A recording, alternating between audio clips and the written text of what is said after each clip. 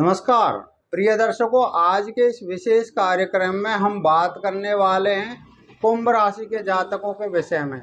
कुंभ राशि वालों के लिए कैसा रहने वाला है देवगुरु बृहस्पति का राशि परिवर्तन।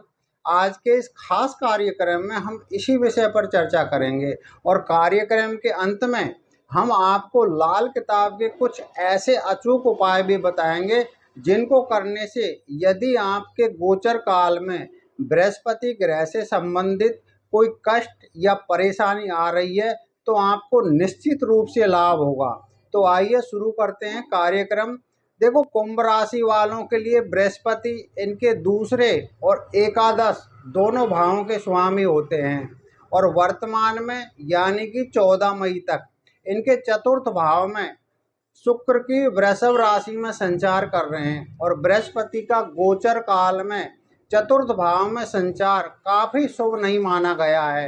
क्या होता है, आपके आराम में कमी आती है, आराम नहीं मिल पाता, संघर्ष बहुत अधिक बढ़ा देता है बृहस्पति चतुर्थ भाव में।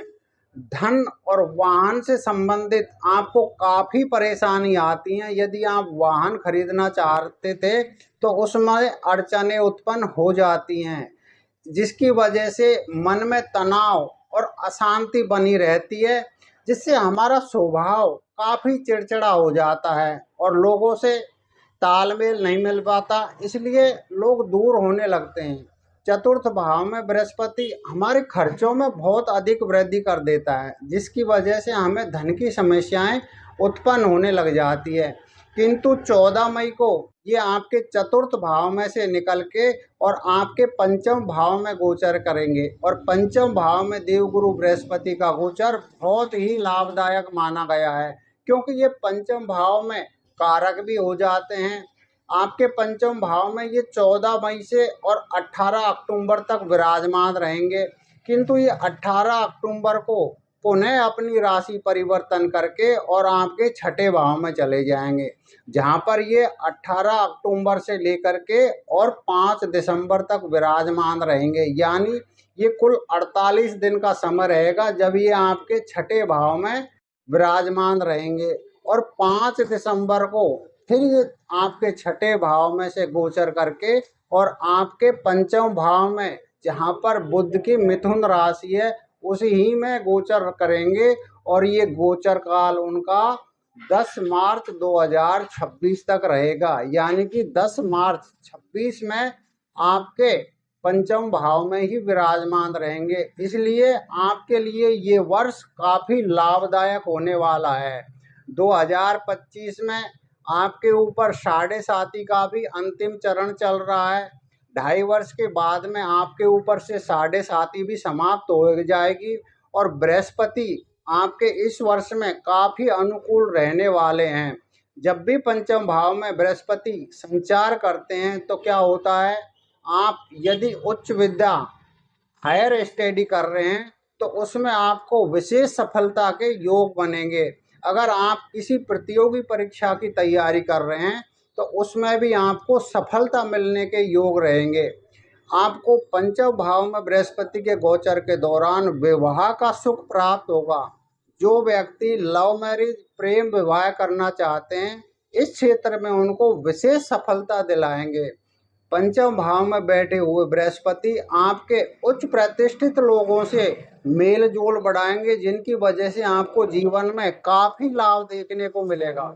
पंचम भाव में बृहस्पति गोचर के दौरान आपके व्यापार में विशेष उन्नति के योग बनेंगे, जिससे आपकी धन की प्राप्ति होगी। जब आपके बृहस्पति पंचम भाव में रहेंगे तो अपनी पंचम दृष्टि से आपके नवम भाव को देखेंगे, जहां पर शुक्र की तुला राशि है।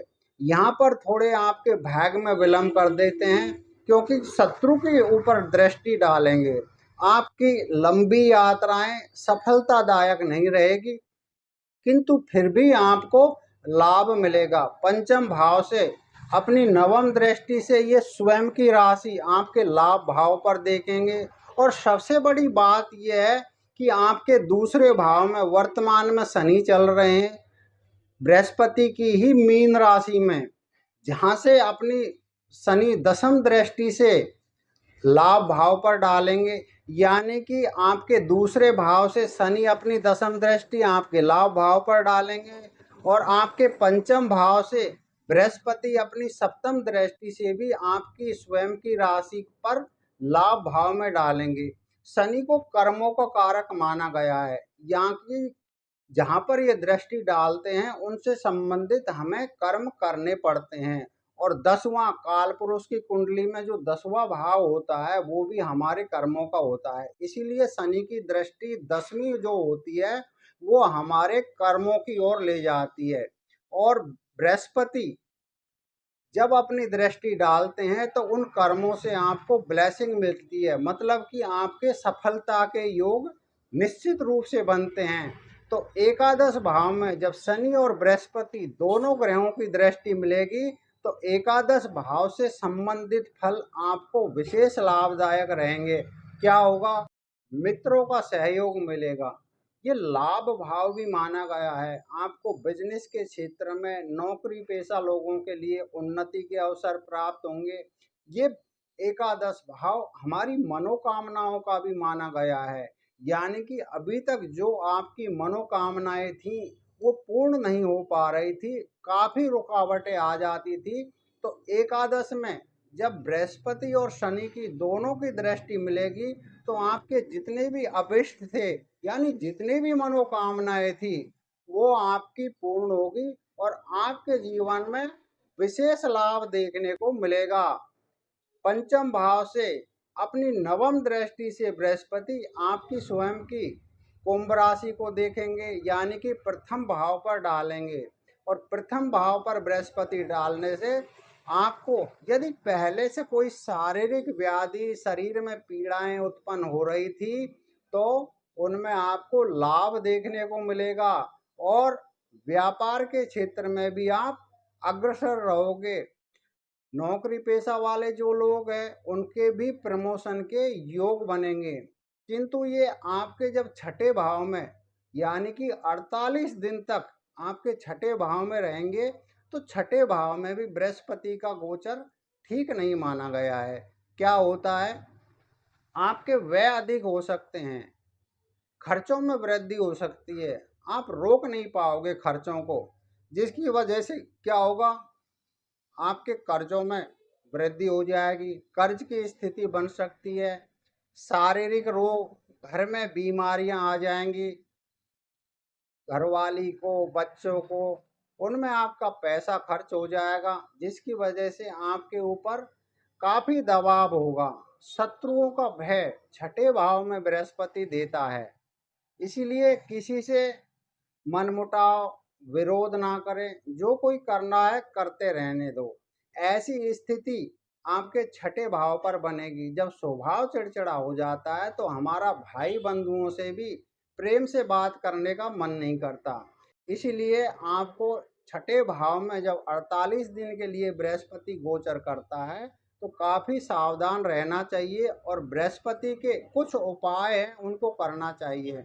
यदि हम लाल किताब के उपायों को माने तो आपके छठे भाव में बृहस्पति आता है तो आपको बृहस्पति के बीज मंत्रों का प्रतिदिन जाप करना चाहिए, जो 19,000 होते हैं। यदि आप रोजाना के 108 बार जाप करेंगे तो ये 19,000 का जाप पूर्ण होने पर आपको काफी फल मिलेगा। बृहस्पति का पीला वस्त्र माना गया है, आपको दान देना चाहिए किसी भी ब्राह्मण को या साधु सन्यासी को। चने की दाल होती है वो भी बृहस्पति की होती है। यदि आप भीगी हुई चने की दाल प्रतिदिन गाय को खिलाते हैं तो आपके जीवन में बृहस्पति ग्रह से संबंधित जो कष्ट या पीड़ाएं आ रही है उनमें आपको विशेष लाभ होगा। लाल किताब के अनुसार पंचम भाव में जब बृहस्पति रहता है तो ऐसे व्यक्ति को कुत्ता पालना चाहिए घर में, जिसकी वजह से आपको लाभ होगा और संतान की तरफ से आपको सुखों में प्राप्ति होगी। प्रतिदिन धर्म स्थान में, यानी कि किसी भी मंदिर में जाकर के मत्था टेकना चाहिए। प्रिय दर्शकों, ये लाल किताब के उपाय और वैदिक ज्योतिष के उपाय हैं जिनको करने से यदि आपके जीवन में बृहस्पति ग्रह से संबंधित किसी भी प्रकार की परेशानी आ रही है तो आपको निश्चित रूप से लाभ होगा। तो ये कार्यक्रम आपको कैसा लगा, इस विषय में आप हमें अवश्य बताएं। और यदि आप हमसे अपनी जन्म कुंडली का विश्लेषण कराना चाहते हैं या फिर आपके मकान में, दुकान में या किसी भी व्यवसाय स्थल में वास्तु दोष से संबंधित कोई परेशानी आ रही है, तो उसका निरीक्षण भी आप हमारे पास में मैप भेज करके ऑनलाइन भी करा सकते हैं। तो यदि अभी तक आपने हमारा चैनल नहीं सब्सक्राइब किया है तो इस बार चैनल को अवश्य सब्सक्राइब कर लीजिए, जिससे आने वाले वीडियो का नोटिफिकेशन सबसे पहले आपको प्राप्त हो। अगले कार्यक्रम में आपसे हमारी फिर मुलाकात होगी, तब तक के लिए आज्ञा दीजिए। नमस्कार।